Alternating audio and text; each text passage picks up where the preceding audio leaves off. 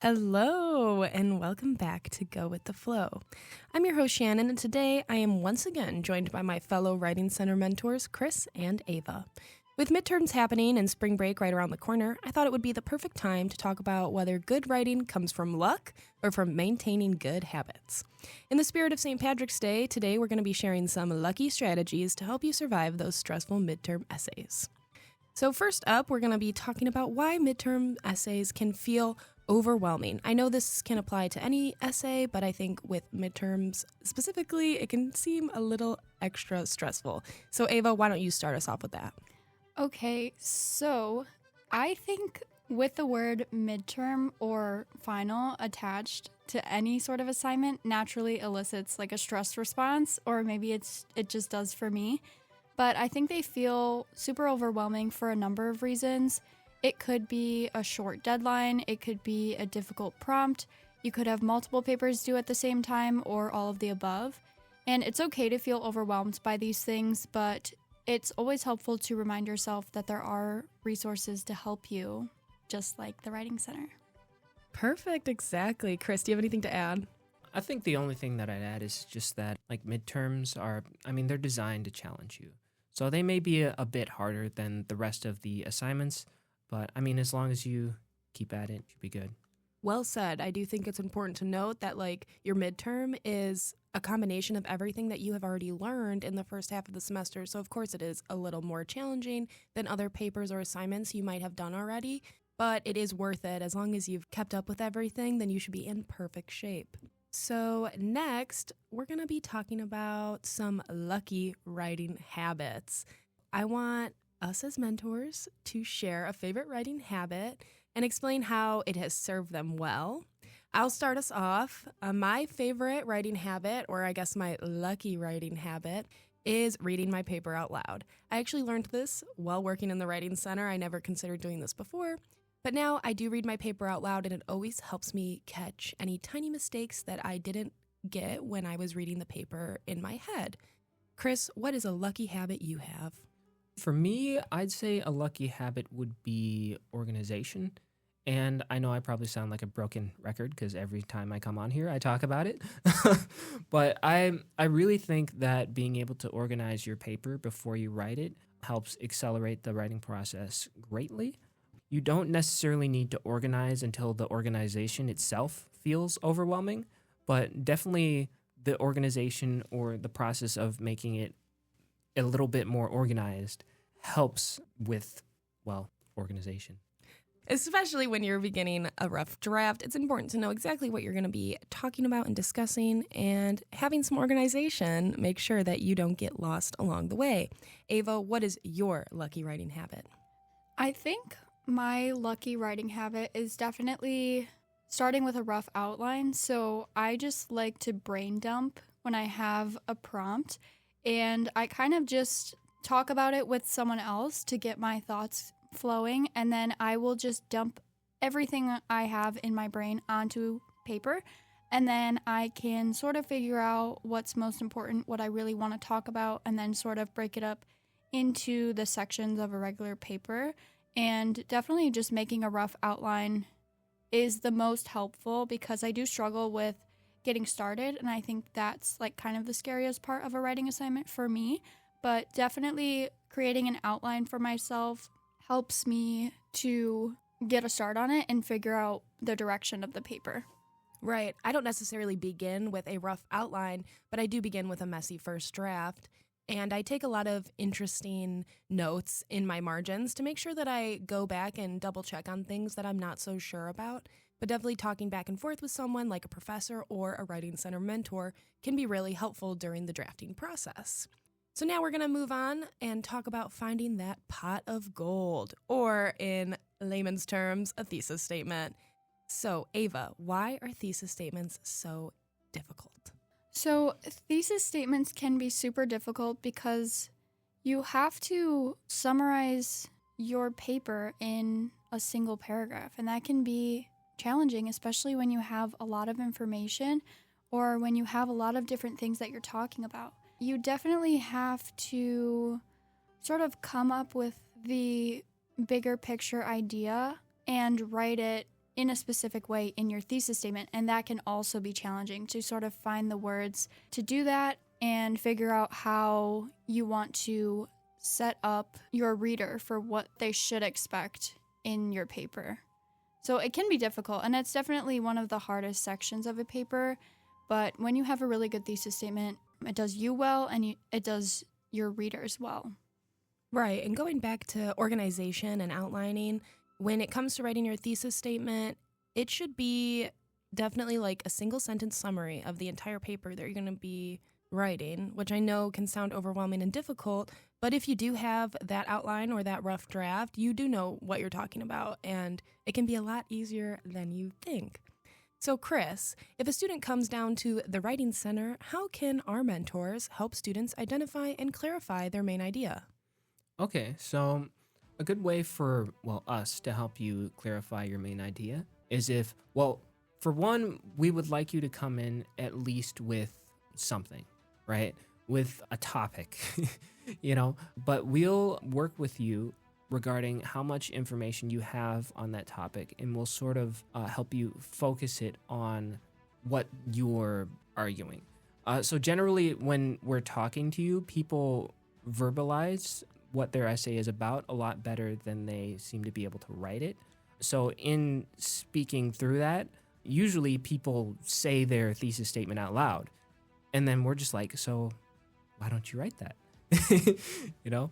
Yeah, that's a really good point. I think I've had many writers come in who do know what they want to say, but they're just not so sure how to put that on the page. And I want to note that the Writing Center does help with brainstorming and outlining. You don't necessarily have to come with a whole lot done for your draft. The Writing Center mentors can help and are available to aid you in building up to the writing process rather than being there to help you in the middle of it, even though we do also do that. But I would recommend coming to the Writing Center as early as possible in the writing process to make sure that you get all of the help that you could possibly need. Now we're going to move on to something that I think is going to be a little fun, and I'm going to call this portion Tutor Confessions. So, Ava, do you have a favorite study snack? This is a great question. I was thinking trail mix because I love the variety and it's so easy to eat, but I also do love Cheetos. That's my confession. I love Cheetos, but definitely trail mix for like a good energy snack. That's good. I also love Cheetos, so I'm also guilty there. Chris, what is your favorite study snack? I think my favorite study snack is probably anything I can get my hands on. as long as it's not like sweet, because sweet will make me crash and then I won't be able to study for 10 hours. That is another good one. Anything I can get my hands on. I feel like studying just makes you hungrier than you typically would.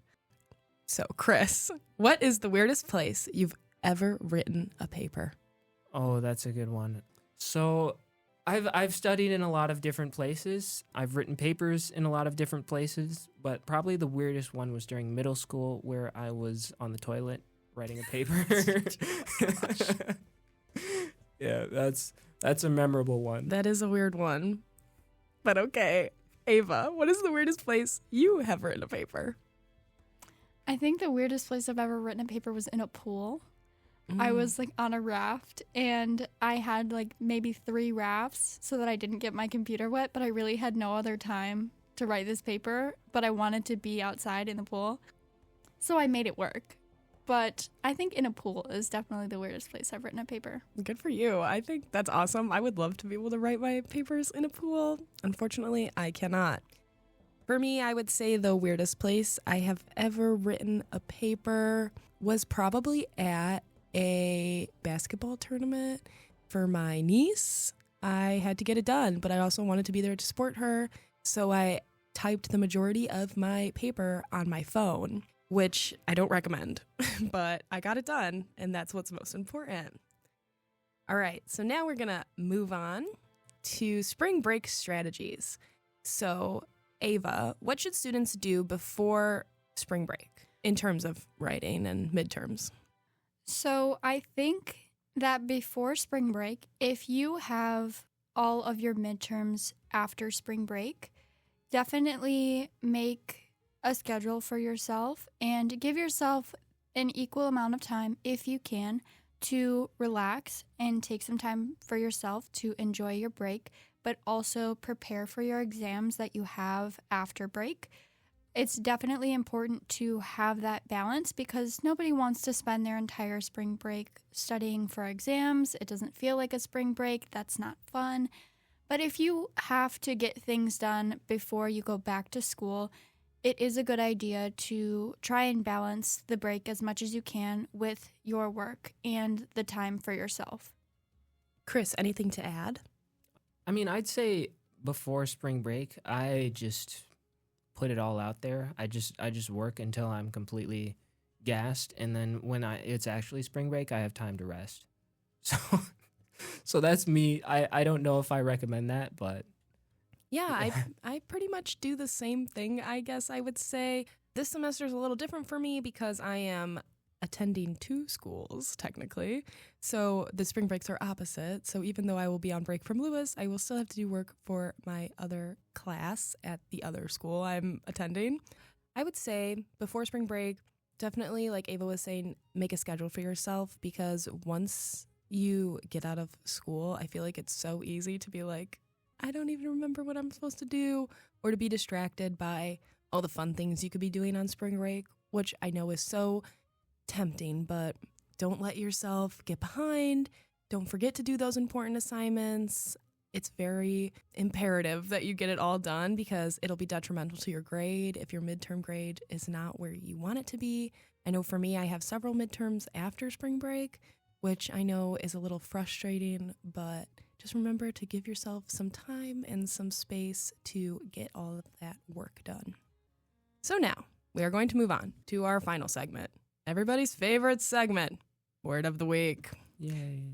I will be providing the word this week since Josh is not with us. Shout out to Josh. Shout out to Josh. We miss you. We He's miss still you, Josh. alive. He's just not Yeah. here today. He's just a busy young man. Gosh, the great. Okay, so the word I have this week you guys might have heard before, or maybe not. But I'm keeping in the St. Patrick's Day theme, and the word is blarney. Blarney. I've heard of this, but I can't say I know what it means. Oh, Is it like a whole load of blarney? I mean, if you said it like that, it would be like a good use of the word. Oh, okay. interesting. But, I mean, that's not the definition. So. Can you give us the definition? Is it a No. noun? Yeah. It is a noun in this case. It's a noun derived from a proper name. Okay. From a proper name. A noun derived from I can a give you the proper name. etymology. Okay, yes, Sure. please. So desire. Blarney, name of a village near Cork. In the castle, there is an inscribed stone in a position difficult of access. The popular saying is that anyone who kisses this Blarney stone will ever after have a cajoling tongue and the art of flattery or of telling lies with unblushing effrontery. Ooh, so is Blarney, is it like lies?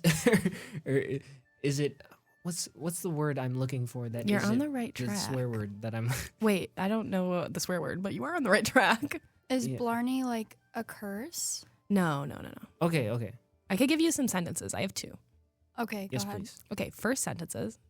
By promises and Blarney, he got credit for all I wanted. Ooh. Okay. And the second sentence is, you do not want to come here every day and listen to a lot of Blarney. See, so that's really similar to the sentence Ava had said, so that's why I said she was like already So close. it's like fluff, filler, yappery. Any final guesses? Is it like jargon? I mean, kind of, but not really. Okay, go for it. All right, the definition is smoothly flattering or cajoling talk, which I said right in my etymology. And then it also means nonsense. Okay, Mhm. that's what I said. So, like, flattery, like, it's like, that's why I said you were on the right track, because it's, like, Yeah. not real flattery. Okay. Mhm. Yeah, I didn't know that it had like a positive connotation at all. I didn't either, actually, when I looked this word up. It sounds negative. Yeah. But I said like a whole load of blarney, Yeah. which is like a whole load of nonsense. Exactly. Yeah. Okay. When I was looking for the word, I wanted to pick something that would be on theme with St. Patrick's Day, and Blarney is Ireland, Irish, so I wanted to try and include that. Before we close today's episode, I want to remind our listeners that the Writing Center is here to support you through every stage of the writing process. Midterms are a stressful time of the semester, but good writing habits are not about luck. You can make an appointment with the Writing Center by visiting My Lewis and clicking the WC Online tab underneath, Advising and Academic Support. You can also visit our online writing lab by visiting lewisu.edu/writing center. I also want to mention that we have some exciting and helpful events coming up this spring. Join us on March 25th for 2 opportunities for students to attend our Intro to Advanced Graduate Writing Workshop. The first opportunity will be from 12 to 1 in the Writing Center, and the second opportunity will be from 5 to 6 in the Writing Center, or you can join us virtually. Finally, we have an APA workshop on April 8th at 5 p.m. in the Writing Center, or you can join us virtually. You can RSVP to attend these workshops virtually by clicking the link in our bio. These are great opportunities to expand your knowledge or brush up on a writing style you haven't done in a while. Everyone is welcome, and we would love to see you there. I want to thank our listeners for tuning in this week, and of course, a big thank you to my guests for joining me in today's conversation. Remember that writing success is not about luck, but about preparation, revision, and seeking help when you need it. If you want feedback or even help brainstorming on your draft, be sure to stop by the Writing Center before spring break. This has been Go With The Flow. Until next time.